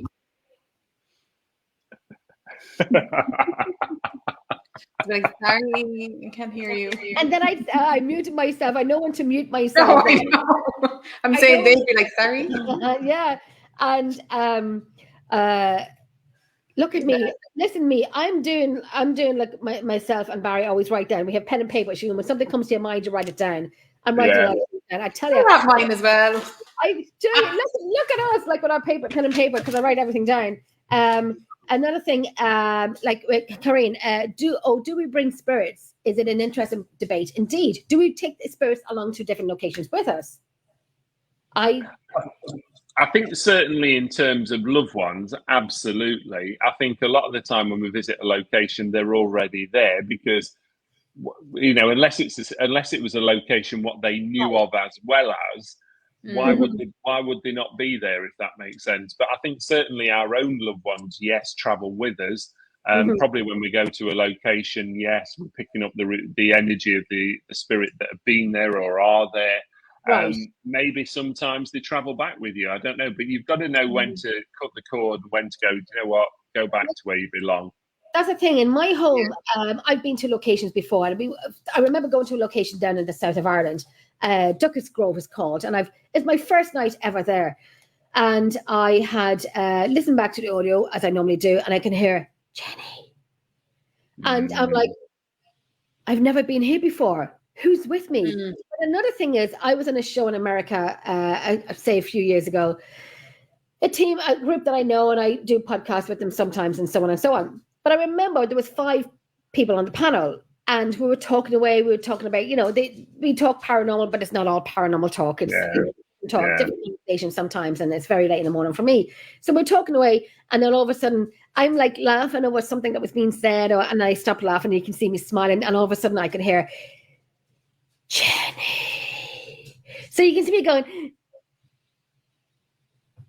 and I went to say, did anyone hear that? But I never played it for them. So I looked back on that video, and you can hear the electricity, the breaking through, coming through the microphone, and then it stopped for a second, and then it started coming through again, and then you can hear this, and I go, and I didn't, and I still have it. I'll send it on to you, Barry, if you want. I'll send it on to you. But absolutely. It's someone's in my home, and I'm like, I think I know who you are. So one night I was here on my own. My daughters were away for the night, and Jenny, like 2:00 in the morning, Jenny was having a G&T, like Billy Big Balls, take the recorders out. I know you're in my house. I know I can see you, and I've heard you, and so on and so on. You've done stuff. And I was sitting in the back of me, and my sofa used to be there, and on the left hand side to me, and I was like, I know you're here. I know I've heard you before, and I've seen you before. And then all of a sudden I could hear Jenny. Yeah. And I still have that on audio on my files. And I said, did you just say something? Did you try and say something to me? Because you can hear it on DVP and EVP. So there was somebody in my home. We've lost you. It's less than me. No. He apparently is still here. He's still here. But I think I know who it was. But and so on. Kieran. Yes, Kieran O'Keefe. Listen, Kieran and Anna. Love Kieran and Anna. Lovely, lovely couple. Yeah, it's been a while since we've spoken, and the last time we met in the Day of the Unexplained was it Wexford 2 years ago, Kieran? You need to get your ass over to Ireland, Kieran. What's keeping you? Get your ass over to Ireland, Kieran. Come on now. He needs to get to a parameet. That's what he needs to do. He does. He bloody does. We have one we have one in October in the Pontefract. Yeah, in Pontefract. Yes, I was down the last one 2-3 weeks ago, Kieran. Where were you? If you're at the parameet, then where are you at? Why aren't you at the parameet? You know. So, Kieran, we got to catch up. I'm going through these very quickly here because I have a few more questions for you. I did the Ouija board as a thing as a kid, not the best thing I've ever done. It was frightening, Lawrence. Yes. There was a time, oh God, this is very funny because I've seen videos of Karen's father. God help us if my late father comes along. He was a bigger prankster than me. Yes, I know. And if you can't understand what I'm saying, I'm sure subtitles will come up because I'm speaking very fast in Irish. Sorry.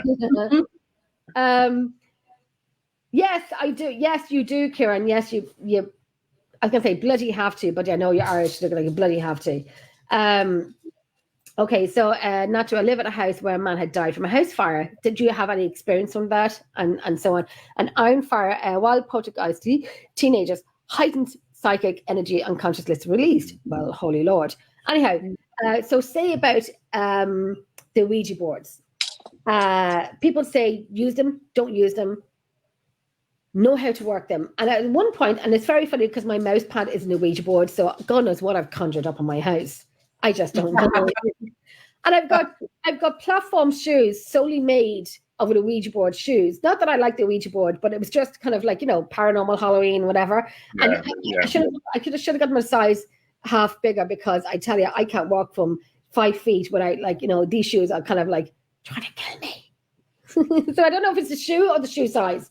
I mean, I've used Ouija boards for years. I mean, again, going all the way back to young teenage years, and we did it as a bit of fun. I have to be honest, it was almost like seeing what was coming through. I am laughing at that, by the way, what Karen put. She just makes me howl. She's so funny. I can imagine that. And I always say that to people. I always say, if I go first, God help all of you, because trust me, I'll help everybody at the same time. And I always have this vision of Patrick Swayze out of Ghost sitting on the edge of everybody's bed singing to you all night, and that's what I'm going to do with certain people.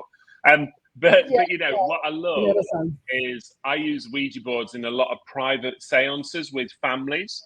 So if I go to somebody's house and they want a family reading, a family get together, I always take the board for them to have a little bit of fun with. And it amazes me the things that come through. And what I do is I allow them to use the board, and I use mediumship, and I work the two in tune. And people are fascinated by this, how you're picking things up. And funnily enough, do you remember Vicky from Haunted Happenings? Do you remember Vicky, Jen, at the event?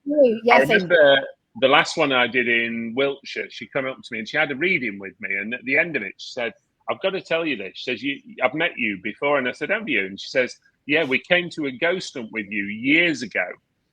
Oh. And she said, my mum walked through the door and all you kept saying to her, where's the surname of Foster? And I said, it meant nothing to me. And she says, the funny thing was, that was my mother's maiden name. Wow. And I didn't know any of this. I mean, I've never even met them, if you know what I mean. Yeah. It's bloody crazy. Do you think sometimes as well, so people use the Ouija board, and I'm going to say they use it as, I'm going to say the word, demonic. They use it for badness, and they have no idea about it. And at one point, I was very adamant about no Ouija boards. No, myself and Louise as a team, we don't use the Ouija board. We don't use it. We don't want to use it. We don't have a want or need to use it. We just don't. I mean, talking to Louise and talking to Corey, on the team, if we had a conversation about it, we could think about it and say, right, let's do it. Because someone said before, every piece of equipment that you use, whether it be a piece of equipment or your digital recorder, it's opening up everything. And you say, you open up, chicas, you open up. That's my dog. Listen, I've got 4 dogs. My goodness. Oh, Lord. They're all small breeds, so they all have this, you know. Chicas, you okay? You're right, love. You're right, love. You're right, love. You see now. You're right, love. You're right, love. You're right. You're right, love. But they, you open up every piece of equipment that you use for spirits. So why is it social media or that game when we were younger, like before our time, Barry, before our time, Louise, you weren't even born at that stage, before our time, that they used the Ouija board as in like a game for spirits. Do you think movies made the Ouija board bad? I know that Irish question made very long, sorry. No, absolutely. And I think I'll call it media has a lot to count for this, because whenever you see a film about the paranormal or ghosts or nasty spirits, whatever demonic sides, there's always a Ouija board involved. And, you know, I've heard this many times where people go, oh, you know, my children have played with a Ouija board and left a portal open, or they've done this and left a portal open. And, you know, I always think with them, and I've always used them, and I still will use them, you know, for years. But I think a lot of it is the intent of what you're using it for. Again, it's got to be provable. It's got to be sensible. You know, don't start asking stupid questions. Don't start being disrespectful in anything we do. But I think, you know, TV and media have a lot to account for, you know, with certain shows where everything's demonic and demons, and it just seems to summon it up. And remembering, you know, these have been around for years. You know, we're not just talking in the last 10, 20 years for ghost hunting. People have used divination, they've used mediumship, they've used psychics, they've used whatever you want to call it, soothsayers, and they've used everything to try and prove something, you know. And even some of our great leaders going, you know, way back, you know, Cleopatra used to have her own sort of psychic medium, I suppose you'd call it nowadays, to advise. That's it. I mean, they use it for goodness and movies and badness at the same time. Iron Fire is saying, I've heard of the Ouija board when I was 11 from the family show called The Waltons, and made my own. I tried to contact my brother. So that's a big thing. That's a bloody big thing when you have no idea what you're doing because of a TV show. And I do think at one point, I think the Ouija board is used for negativity when it comes to movies and social media and so on. And I think I have my recorder sitting here beside me. Once we open that up, anything will come through. And trust and believe, we've had things through. It's very visual as well, Jenny. You know, it's great for like a movie. You know what I mean? It looks visually kind of cool, if you get me. And everyone interacts, and it's kind of it's a good thing to have. Well, more so as a little spirit box, you know, mightn't be as... Well, that's it. It's not as exciting as an Ouija board. Yeah. But anything you open up, like, say, like the recorders, you open it and you close it. It's the same as the Ouija board. And I think movies... Rosa? My dogs are just all being messy now. Rose, that you have to open and close and respect it. So you're still making communication, but not think anything is demonic. And I'm sure at one point... myself and Louise and Corey will have a conversation. Should we use it one night or not? Now, the best way of using the Ouija board is it fingers on top or nail on top? I always do fingers, you see. I always have. I'm a big believer that there's got to be that element of contact. But, you know, it depends how I'm using it. If I'm doing it privately at home, which I have done, I've used it with my own family members. I've used it with friends at home for my own purposes. But if I was doing an event, a public event, I wouldn't touch it at all. I'd try my best not to, unless I felt as though this was flat. It was flat energy. It needs picking up. Because I think the idea of me doing it, people will go, well, he did that. He touched that. He moved that.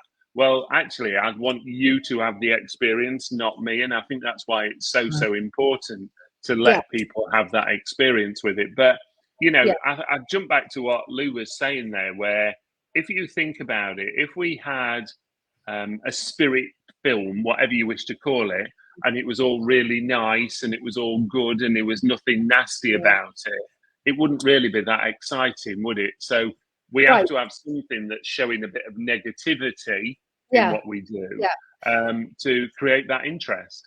And I think, and I'll be very honest about this. I'm going to say something very quickly now. I'm going to let Corinne come up here now, saying, though I don't believe in the board, I'm thankful when I asked my English grandmother when Dad would die. The prediction was only out by a week, but I spent that precious time with Dad and was there when he passed unexpectedly. You see, it's just, it's different for everyone, and it's just crazy. It's different.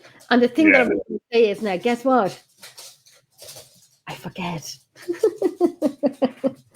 I forget because I didn't write it down. Oh my God, what was I going to say? And it was really good. But I wanted to put that over to Corinne and like, oh my goodness. Anyway, it'll come back to me. I think it will. It might. I don't know. Yeah. I tell you, no, it's just Jennifer. And listen, pen and paper. I'm just wondering, have you had anything that would have maybe scared you, if you know what I mean? Like, I know where you're coming from. I would be of the same, like yourself. Like when I see what I see, sometimes it's a little bit fearful in what I like. It might scare me a bit. But have you had anything that would be a bit like, okay, that's a bit interesting? I think certainly in my younger years, probably when I don't know what you call it, when I was learning, if I can call it that, you know, where things used to happen and it really freaked me out a little bit. You know, I've always been fearful of the dark. I've always had that nervousness of the dark, the unknown to start off with. As I said to you, you know, I mean, when I work at Newstead, for instance, I have to unlock and lock the building. And if I get my name called now, it does freak me out a little bit because I think, well, there's nobody else in the building here. So this isn't me. There's somebody following me around here. And, you know, I mean, I always remember once I got locked in a room there. You know, just shut the door, just shut behind me, and I couldn't open the door, and it was really bizarre and weird because I kept turning the handle, nothing, step back, and I just heard something click, and then the handle turned, and it was like, this is a bit weird. There's nobody else in this building, but I've had things on certain events. I always remember a place called Plesby Vale Mills, not too far away from where I live, where we'd gone in there. It was an old cotton mill building. And I remember doing an event one night on the top floor where I turned round a corner and something walked through me. Don't ask me what, but something walked through me. Everybody who was stood behind me said, "Oh my God, did you see that?" No, I didn't see it. I felt it. That was the difference. Wow. And it was almost turning a corner, and whatever it was met me at the same time and just ran through me. And that jolted me in a way. It didn't scare me. It jolted me because all I remember was just feeling this sort of, what the hell happened there? Yeah, I totally agree with that, Barry. Yeah. I totally understand what you're saying. And I don't think I've ever spoken to someone who's actually said the same thing without me saying it to understand what you're saying. Yeah. I've never been in James Castle in County Antrim in the north of Ireland. And it was a castle that we've done it's the ruins of a castle. We go underneath the tunnels. If anybody's ever watched Games of Thrones, they were filmed in those tunnels at sometimes, many years. And I've never watched it, only when the tunnels were in it. I'm like, oh my God, I've been in there for 7 years. For 7 or 8 years consecutively, we were in there every single month. And I remember it was a different team. It wasn't my team at the time. It was a different team. And I was one of the head of the team. And so we went in, we did a reenactment, and I was told to, like, Jenny, you're calling out, you're provoking. And I'm like, well, I don't really want to provoke. I don't do that. I'm not comfortable with it. I was barely about 2 or 3 years on the team. I said, I don't want to provoke in these tunnels, but we had guests with us. So the founder wanted me to provoke.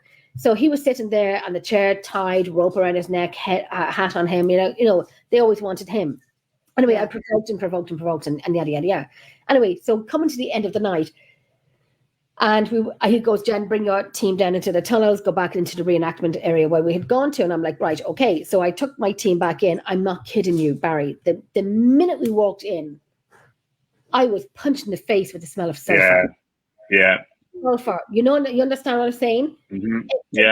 You know when a smell comes in and it gradually comes in, but this was just immediately up my nose, on my throat. And it was like surrounded me. And I'm like, oh my God, can you smell that? Can you smell that? And so on and so on. So one of the girls I was with, and she goes, Jenny, we have to leave. And I'm like, me being me, no, they know we're here and we know they're here. So we're going to continue on. So then Big Balls walks up, and I said, "They know we're here. We know they're here, and so on. They're wanting us to stay away. We're here for a reason, not to provoke, not to be mean." Yeah. I didn't mean to do my provoking that night, but I was told to do it. And little now, if anyone tells me to provoke, I tell them what to do. But anyhow, we went up, and it got to a point when I said, "Right, okay, we'll not continue up. We'll turn around and leave." So as we were turning around to leave, and I said to my friend, and I said, "I don't know why we're leaving when they know we're here." And I swear to you, it was like the Matrix had ran through me. Yeah. My hearing, it was like my head was underwater. It was like the Matrix, like someone came up close to me or came through me. And I was like, it was like the Matrix, slow moving backwards and slow moving forward. Yeah. And I couldn't hear anything. And it took about 10 seconds. And I just said to my friend, take me out, take me out, take me out. And I composed myself. I said, you lose your mind, you lose your senses. And I said, come on, everyone, we're leaving right now. We're leaving right now. We're leaving. Mm-hmm. And then we left. And it took me about 2 months before I went back again. And all the shows that I've been on for many years, and I said, I've never, ever want to experience that smell again.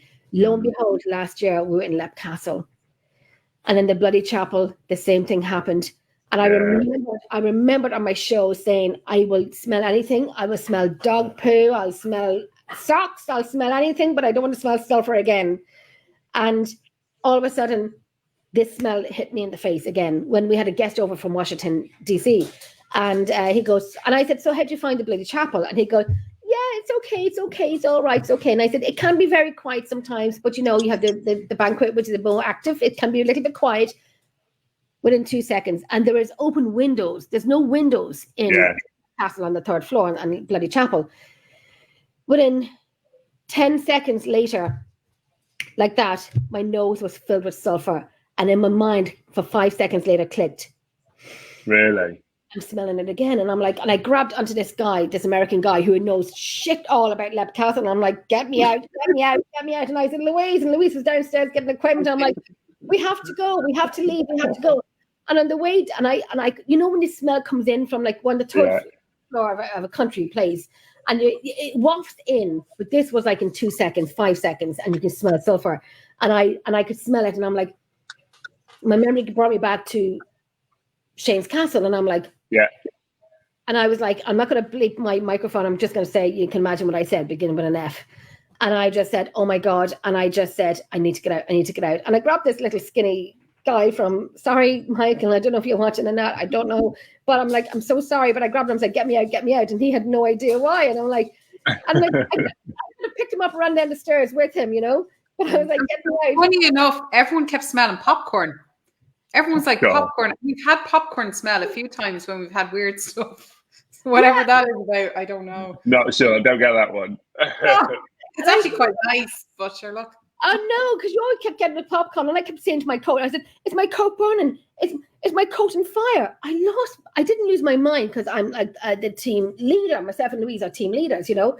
And I'm like, you know, so if I can't do something, Louise will take over, and so on and so on. But I, you know, Louise got my back, I got her back. You know, she mainly has my back because I'm like, oh my god.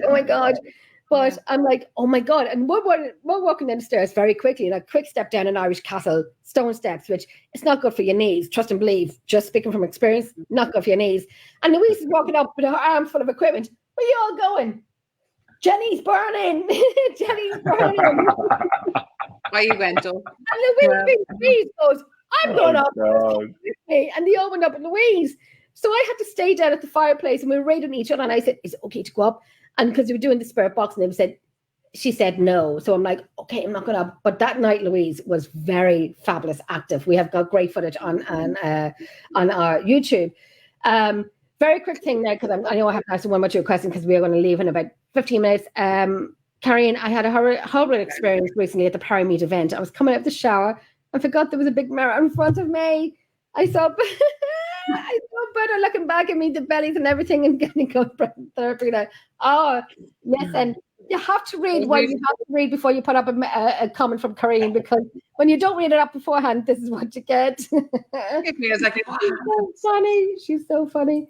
Adam, get your ass from Texas over to Ireland. Aaron, I had a Matrix slow motion experience during a multi-car accident. I made it through. It's just really shaken. You see, It's these things. It's these things. And many people have experiences of it, but they just, we don't talk about it enough, often enough, but they have happened. And I've had the same thing as well before. Noreen, I've had an experience at my old house, although I never ever saw the spirit. I felt him and he changed the whole energy of the house. I always felt he was behind me on the stairs and he meant no harm. He came and went, but you knew when he was there. And as soon as you walked up to him, his energy was foul. Oh my gosh. Yeah. Is he still there? It's a common thing, that, isn't it? We get this all the time as investigators, where people talk of regular occurrences, regular things happening. Again, it's got to be experienced. I get loads of photos sent to me where people will go, "What's this in this photo? What was this at this time?" And I go, the problem is you've got to be there to feel the energy, to feel the room. I can't just look at a photo and go, "Oh God, yeah, that was spirit," because we all know that's not the case in certain circumstances. You've got to be there. I was going to ask you that, Barry. Like in the past, I would have experienced what I would call like a black shadow. There's different like there's a mist form I've seen, and then there was a perfect outline of a man. He looked very muscular, but again, no face, no features. I know it sounds funny, but when he ran by the drinks, you could hear the cling, but you could almost see like there was a cape. It sounds weird, but it was a flow off him. Now I thought it was this is in Tenerife, and I thought it was one of the lads, the Irish lads, we called them, upstairs messing, and I was like cursing, and I didn't. And then it was afterwards when he went into the darkness, I was like, I think that was something, but I was like, kind of, who was it? What was it? And the next morning I said it to one of the girls, and she actually happened to see he had happened to go into the room as well. And she woke up too, and she said she saw a perfect outline but couldn't see a face. And sometimes you see their faces, or you see their clothing, or bits and bobs, or sometimes you don't see a face and it's blurred. Yeah, sometimes you just see an outline, or sometimes you just know. I don't know how else to put that, but sometimes you just know. And I think it's that different level of sensitivity what we all have. Some of us are more sensitive than others to sense it or feel it. But I think this is why it's so important on an investigation, that if you've got teams in different areas and you'll move around, you've got to keep almost like a diary of the night. You've got to keep a log, because if at 11 o'clock everybody has something happen or hears something happen, then it tells you there's an element of proof. And I think, you've got to be mindful about this when we talk about activity, that we want that proof. We want to know that if at 11 o'clock Jenny's heard it, 11 o'clock you've heard it, 11 o'clock I've heard it, but yet we're all in different locations. Totally. Whereas it's proving it, isn't it? But I think, jumping back, Lou, to what you were saying there, I think what's great is that people are more susceptible to it, more open to it now. And we're finding this more and more and more. And probably due to television shows, people are more aware of it, wanting to be more aware of it. And it's one thing I will always say about television shows: it's generated a lot of followers for what we do. Because if we hadn't have some of those ghost hunting programs, we wouldn't have the following that we've got to this very day. People wouldn't know enough about it, and irrelevant of whether people go, "Oh, it's all a load of rubbish, it's all faked," or actually, no, I believe it. It's still created a following, And same as us with ghost hunting events or locations, we want people to keep going with us, to experience something different or to feel something different. Yeah, that's it. And I know what I said to Luda before, I'm very team orientated, and I don't take. I personally don't like to take a lot of people with me on a location, or myself and Lulu. And I know myself and Louise had a conversation one night, and Louise said, get more people involved. And I'm like, no, because I'm so kind of like, I don't want a lot of people with us, because I'm very kind of like, don't breathe, don't move, don't start, don't talk, don't breathe, don't do anything. I'm very kind of like, oh my God. And I remember one night we were in a castle, and this guy who was with us, and he was sitting on one of the wooden chairs. And he just moved a little bit, and I just turned around and I said, stop, just stop for a second. And then, so he did. So then he was a guest, and he kept moving again. And I just said, if you don't stop moving, I said, stand. I'm very kind of like audio. I'm very kind of like, stop. Yeah, it is frustrating. Yeah. It's, there's nothing worse than having a big group, big bunch of public there, where somebody's got, I don't know, a squeaky coat or something, or they start opening sweets in the pocket, or I don't know, somebody stood on a squeaky floorboard or something, or like you say, they sat on a chair and every time they move it creaks. I go crazy. I miss the days of, I'm going to refer to it as proper ghost hunting. You know, when you went as a proper group, where you go, come on, let's just sit there, let's see what happens. And, you know, I know we've got to do it now because we want to bring in more people. We want to generate more interest in what we do. But, you know, it's when you get what I call like the onlookers there who really are only there to make up the numbers because the friends want to go and they're not really that fussed. They don't really believe in it. And they're probably not dressed for the situation anyway. You know, and that's what frustrates me, exactly like you guys are saying, where somebody's making a constant noise and they're almost doing it because they think it's funny. I'm not kidding you, Barry. Louise looks at me and she knows, and she looks at me and I look at her and I just said, you know what we need to get you, Jenny? We need to get you like a buzzer, don't we? Bzz, bzz, bzz. Yes, because if I have audio numbers for contacts and I'm doing audio 4 o'clock in the morning and I don't know what's the noise being made, I'm ringing.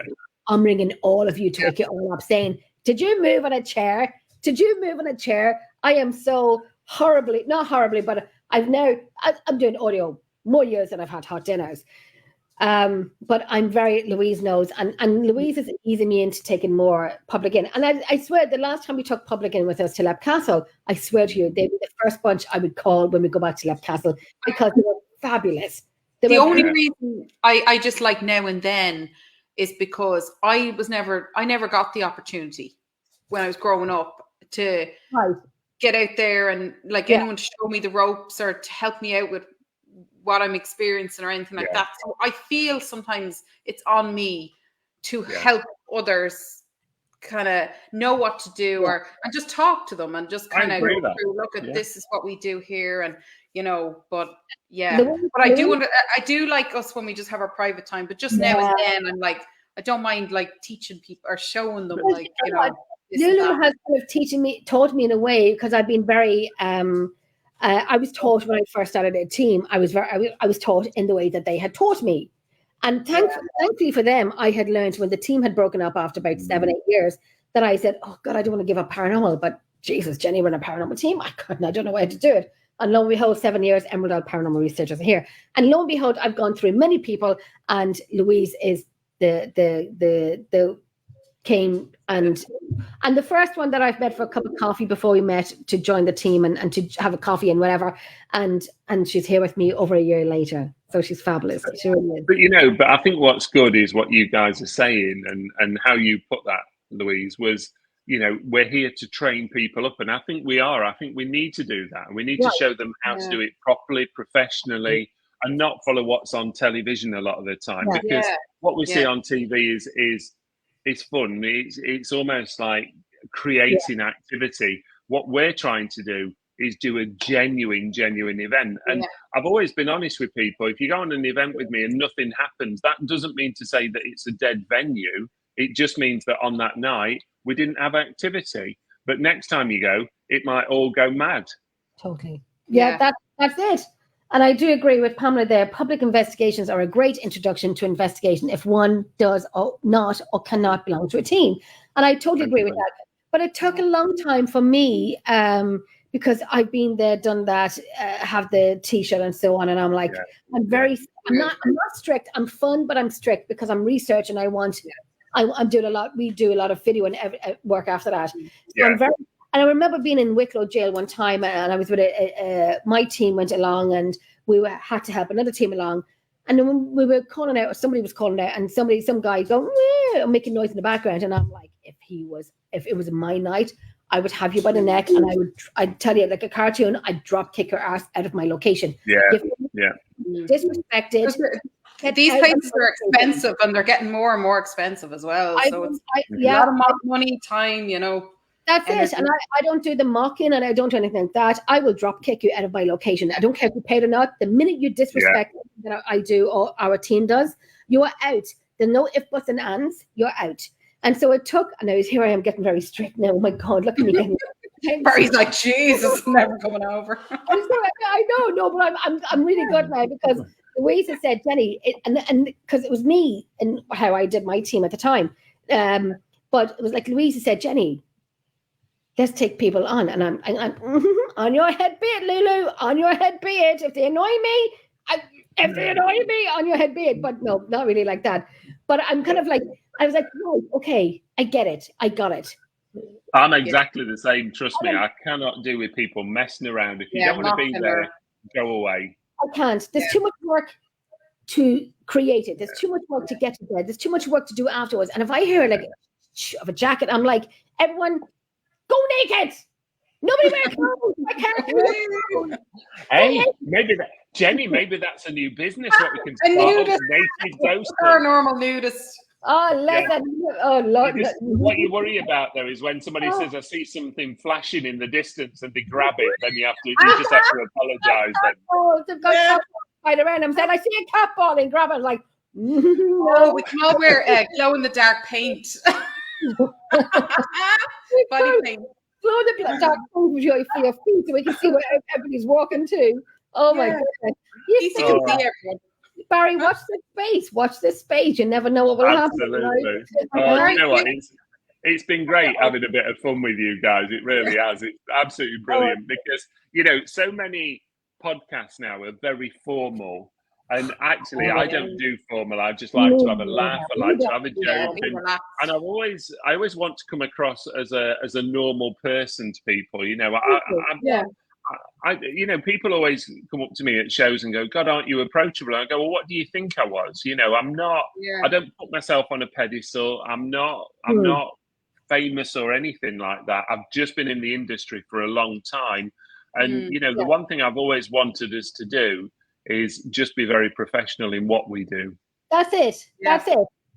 That's it. Be professional, but bloody have fun, because we're human. Absolutely. And we need a break sometimes. I just think it's real. You know what I mean? Be real. They're naked. I knew he would jump in. Howard's from Louisiana. Did I hear naked? I swear to God. I swear, I knew someone would jump in and we're going to do naked paranormal, Howard. We're going to do naked paranormal. Oh my God. We've had para porn on this as well. Jesus. Paraporn, I like that. Paraporn. Oh, Jesus. Sorry, can I ask you a quick question? Because I like asking everyone when we have different people on. Yeah. What's your stance on, say, different, paranormal creatures or like aliens and things like that? Because we've had a few little weird experiences, say, with the spirit box, and I always like to ask people's opinions and what they think. I have no problem in people's views or opinions of what other entities are out there, if I can use that word.